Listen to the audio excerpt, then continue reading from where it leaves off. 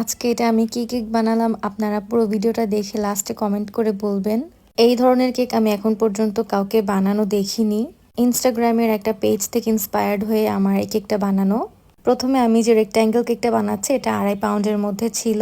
ভিডিওটা একটু বেশি ফাস্ট ফরওয়ার্ড করে দিয়েছি, না হলে অনেক বড় হয়ে যেত। রেক্ট্যাঙ্গেল কেকটা ফিনিশিং দেওয়ার পরে আমি এই রাউন্ড কেকটা ফিনিশিং দিয়ে নিচ্ছি, আর এটা 1.5 পাউন্ডের মতো ছিল। রাউন্ড কেকটা ফিনিশিং দেওয়ার পর আমি একটা হার্ট শেপের কেক ফিনিশিং দিয়ে নিচ্ছি। এটা ছিল 1 পাউন্ডের মতো। আমি ওয়েটগুলো বলে দিলাম যাতে আপনাদের বুঝতে কোনো সমস্যা না হয়, কারণ এই কেকগুলো আমি একটার উপরে আরেকটা প্লেস করব।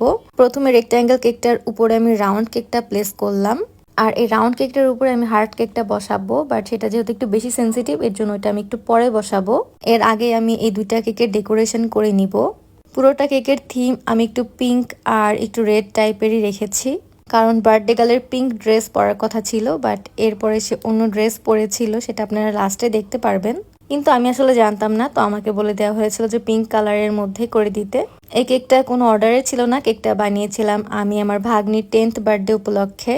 যেহেতু ডিজাইনটা আমার উপরে ছিল তার জন্য আমি একটা এক্সপেরিমেন্ট হিসেবে কেকটা বানিয়েছিলাম।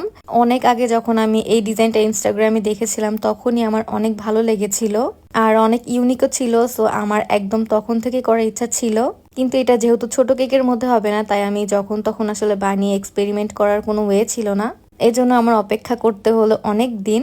এখন হার্ট কেকটা আমি একটু ডিজাইন করে নিচ্ছি, আর হার্ট কেকের মধ্যে শুধু এতটুকু ডিজাইনই আমার দেওয়ার কথা ছিল, কিন্তু এটা বসাতে গিয়ে একটু ড্যামেজ হয়ে গিয়েছিল, এর জন্য আমার পরে আরো ডিজাইন করতে হয়েছিল। কেকের সব থেকে ট্রিকি পার্ট আমার কাছে এটাই লেগেছে যে এই হার্টটা প্লেস করা। আর আমি যে ভুলটা করেছি সেটা হচ্ছে, আমি যদি কেকগুলো সবগুলো আগের রাতেই ফিনিশিং দিয়ে এবং ডেকোরেশন করে রাখতাম তাহলে আমার প্লেস করতে একদমই কোনো প্রবলেম হতো না। আমি আসলে ফিনিশিং দেওয়ার সাথে সাথে কেকগুলোকে একটার উপরে একটা এভাবে সেট করে নিয়েছি, এর জন্য একটু প্রবলেম হয়েছে। সো নেক্সট টাইম যদি আমি কেকটা বানাই বা কেউ যদি অর্ডার করে তাহলে আমি অবশ্যই এই জিনিসটা খেয়াল রাখবো। উপরের কেকটা বসাতে গিয়েও আমার একটু ডিফিকাল্টি ফেস করতে হয়েছে, কারণ আমি প্রথমে বুঝতে পারছিলাম না যে আমি এটা কিভাবে বসাবো।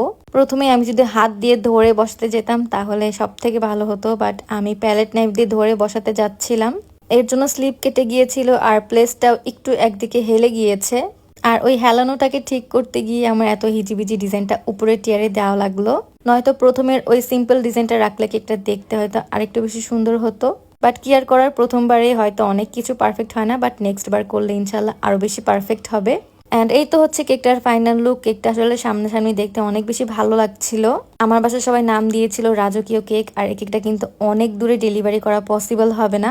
আমার লোকেশন থেকে যদি কারো লোকেশন 6-7 কিলোমিটারের মধ্যে হয় তাহলে আমি কেকটা ডেলিভারি করতে পারবো, না হলে বেশি দূরে কেকটা ডেলিভারি করা পসিবল হবে না, কারণ এটা অনেক বেশি সেন্সিটিভ। এটা আমরা মিরপুর 1 থেকে মিরপুর 12 আমার আপুর বাসায় নিয়ে গিয়েছিলাম।